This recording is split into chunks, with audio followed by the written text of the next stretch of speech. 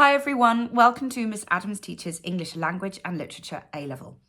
In this video, we are going to be taking a look at the Edexcel Voices in Speech and Writing Anthology. We're going to look at 4.2, Past Masters Podcast, The Truth is in Here, UFOs at the National Archives.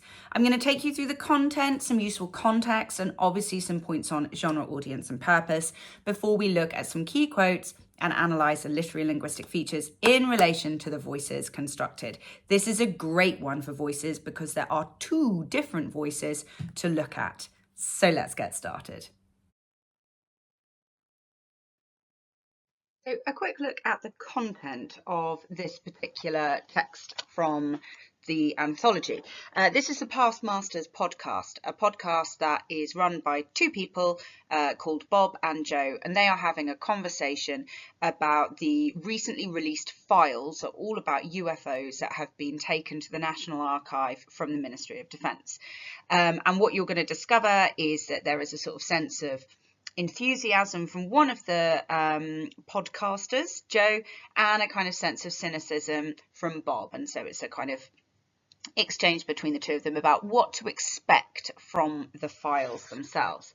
So just some key words to help you with context. Obviously, you need to think about the fact that the Ministry of Defence have transferred these files over to the National Archives, and they are on UFO sightings, so unidentified flying objects. Don't get that confused with aliens, okay? It doesn't have to be aliens. Now, the fact that this has come about is because of the Freedom of Information Act. So originally, like in the past, there was a suggestion that there were no such investigations, there were no there was no one looking at these things, and then John Major and then Tony Blair in particular, it was Tony Blair that passed the Freedom of Information Act, which meant that people could actually demand access.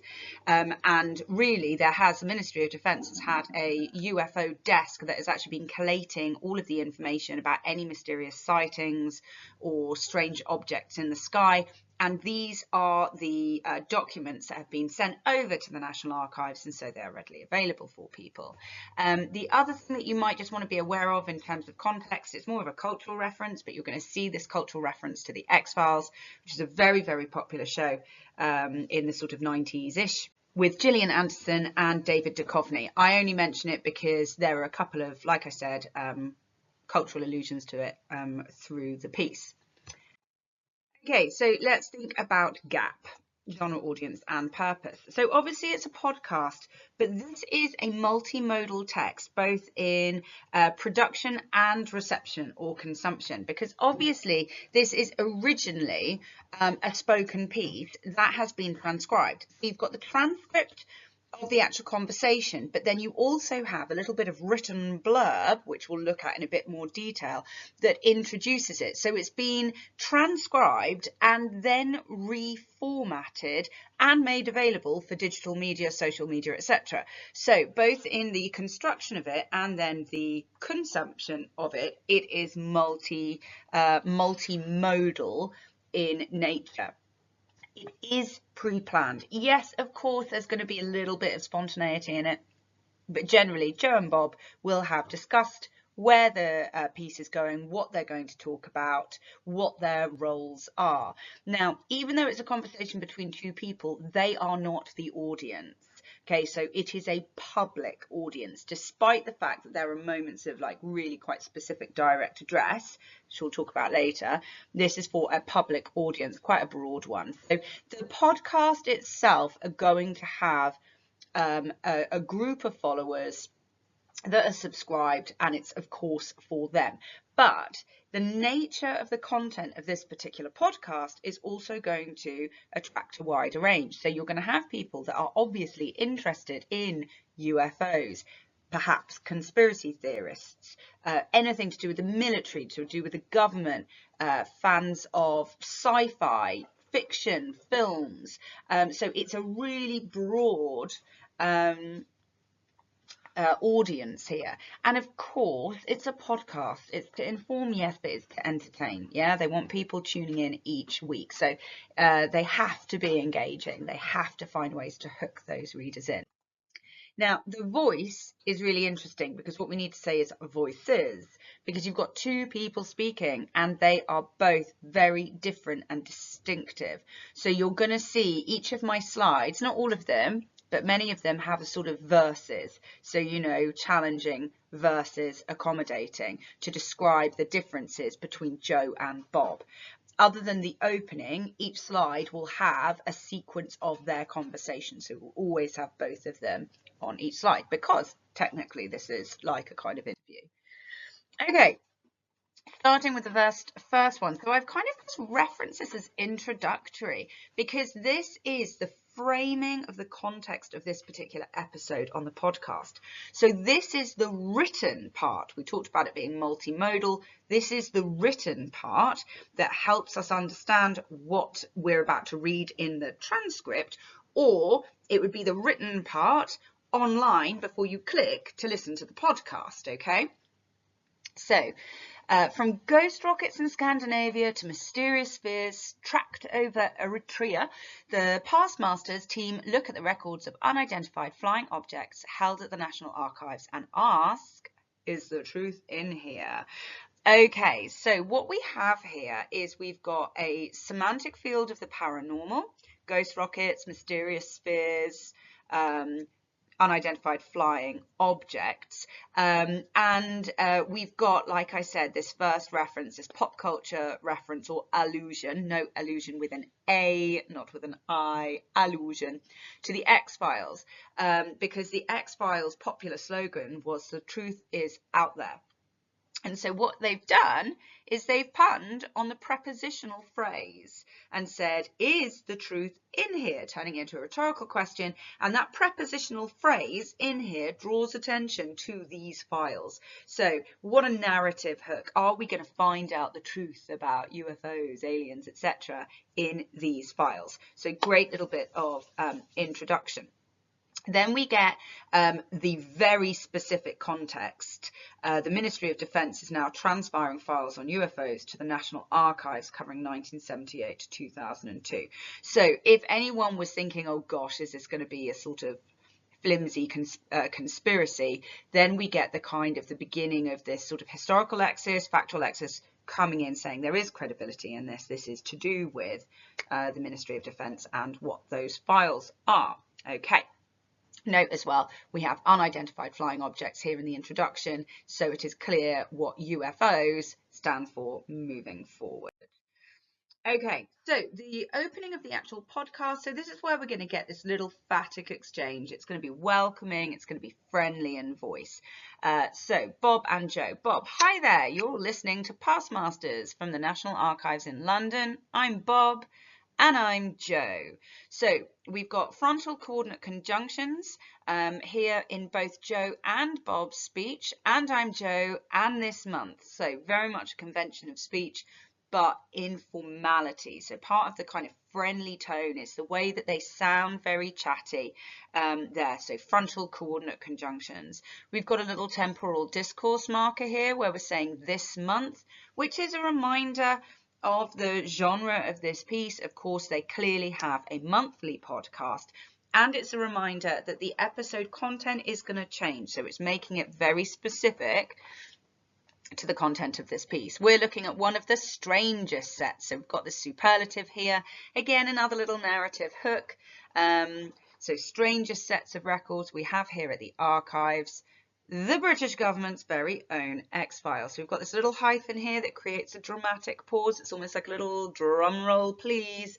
And then, yeah, the British government's very own X-Files. So we've got a repeated cultural allusion or pop culture reference here. But look at the way that it's pre-modified. Very own X-Files. The X-Files is an American show.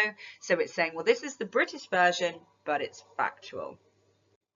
Okay, now let's start looking at the differences between their two voices. So I've labelled this one enthusiasm versus cynicism.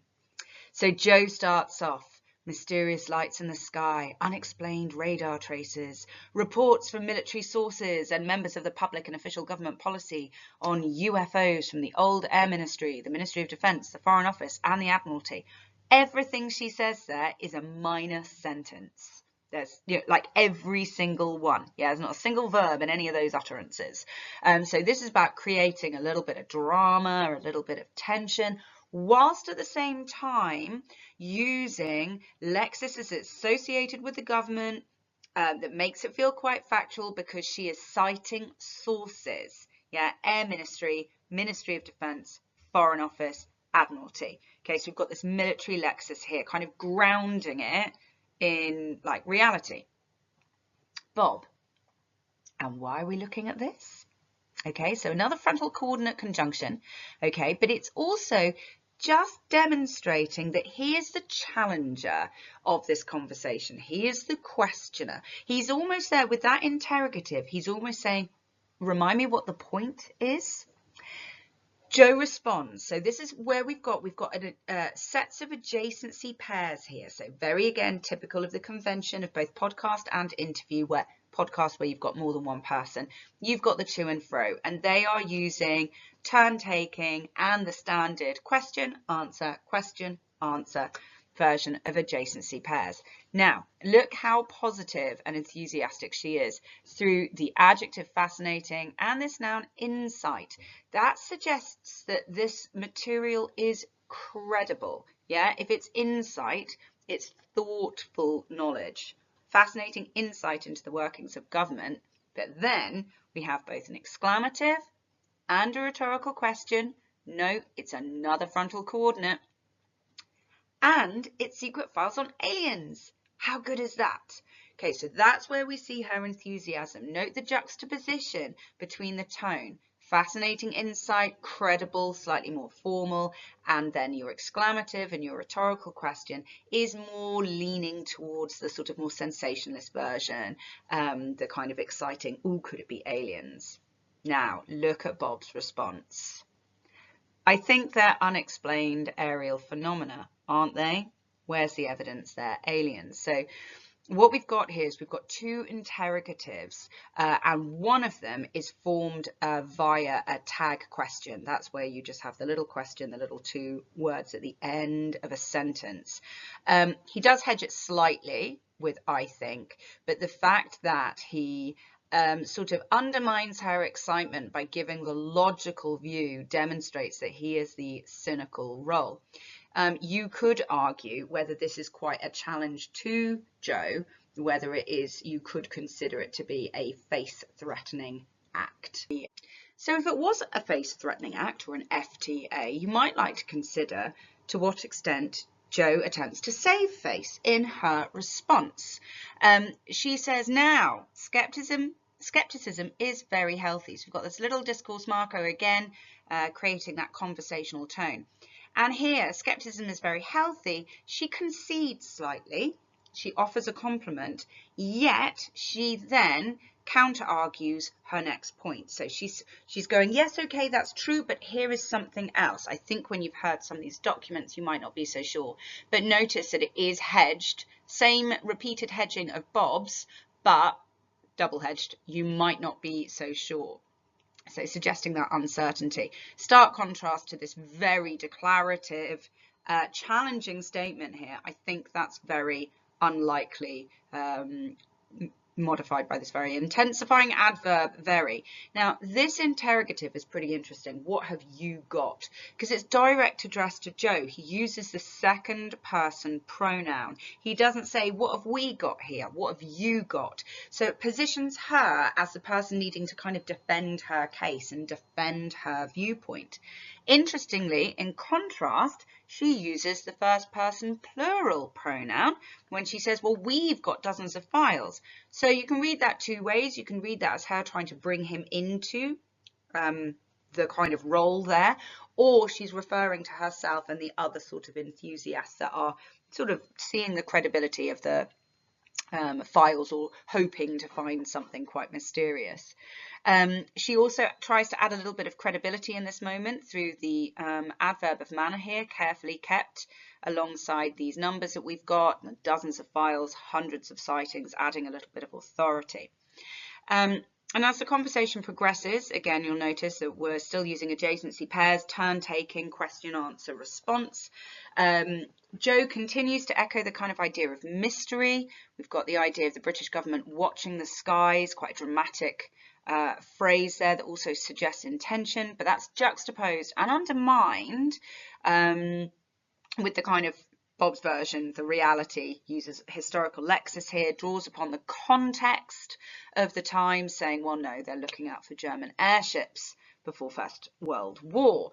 Now, before you start thinking, oh, gosh, isn't Bob a horror? You know, he slams down everything Joe says.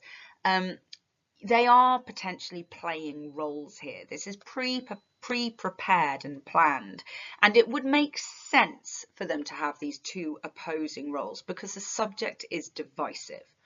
This is backed up even more so by the references that they're making to the X-Files, this pop culture reference, because the two main characters of the X-Files, Mulder and Scully was the cynic. She was a scientist, she was a doctor, and she was always the one saying, no, there's a logical, reasonable rationale for this strange behavior. Mulder was the believer, the fanatic, who thoroughly believed in aliens. And so you could argue that by taking on these two opposing roles, they are echoing the partnership of Mulder and Scully, just swapped over genders.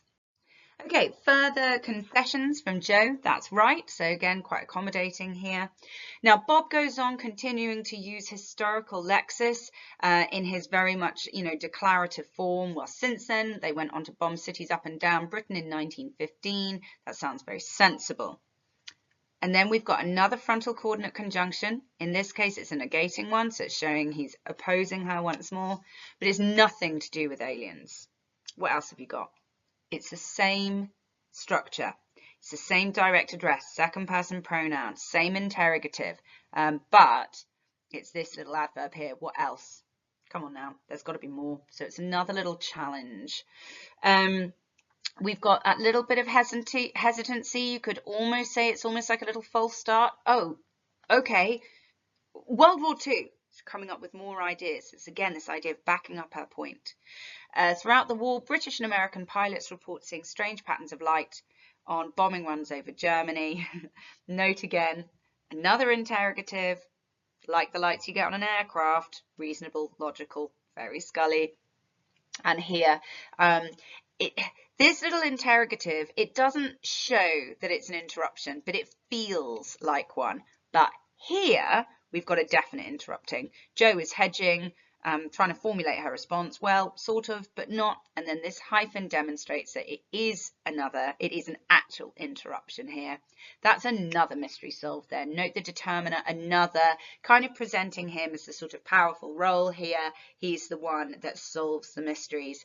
And then through these declaratives, you get this sort of self-congratulatory tone. I'm getting good at this. Positioning him again as the slightly more dominant one of the team. That's it from me. I hope that was useful. When you're writing about this, if it were to come up in your exam, make sure that you are considering the fact that there are two very different opposing voices the whole way through this. So whatever it's compared with, just make sure that you're drawing attention to which voice you're either drawing parallels to or presenting contrasts with. Any questions, you know what to do. Drop me a line in the comment. I will come back to you. Thank you very much if you have subscribed. Click that button if you haven't already, and then you'll find out when the next video is ready for you. That's it from me. Thank you so much for watching. Happy revising.